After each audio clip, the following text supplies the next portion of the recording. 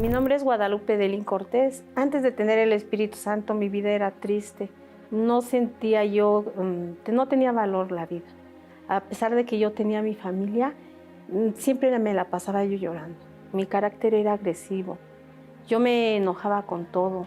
No tenía paciencia, ni yo misma me soportaba. Era un carácter muy fuerte. Era un vacío muy enorme el que yo tenía. No lo llenaba nada. La depresión que yo tenía no tenía yo sentido ya por vivir.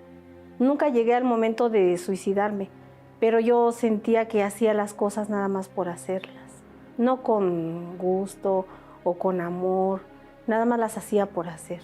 La depresión fue a causa de que yo no podía darle una estabilidad a mi hijo económica, no podía darle lo que él necesitaba.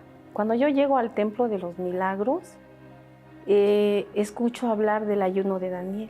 Yo escuché que lo más importante era el Espíritu Santo para poder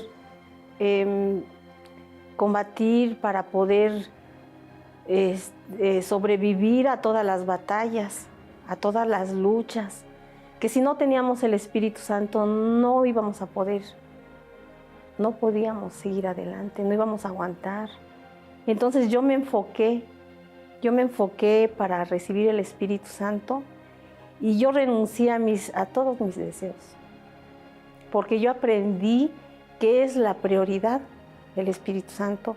Y yo dije, Dios, yo renuncio a todo, a todos mis deseos yo renuncio porque yo te quiero conocer, porque yo escuchaba de un Dios vivo, de un Dios que restaura, de un Dios que libera, que sana.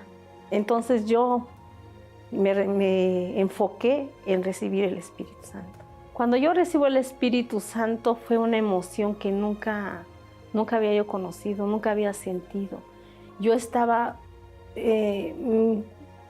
quería llorar, quería gritar, era una emoción que nunca había yo sentido, una paz, una alegría en mi ser, algo inexplicable. Ahora mi vida es diferente, está transformada totalmente. No soy la persona que antes lloraba, sufría, estaba siempre triste, ¿no? Ahora soy otra persona, otra mamá, porque mi hijo yo lo veo con ojos diferentes. Yo tengo ganas de vivir, de salir adelante. Yo tengo ganas de hacer todo lo que no había podido haber hecho antes. Me siento capaz, fuerte, con ganas de luchar, de seguir, porque yo sé que Dios está conmigo.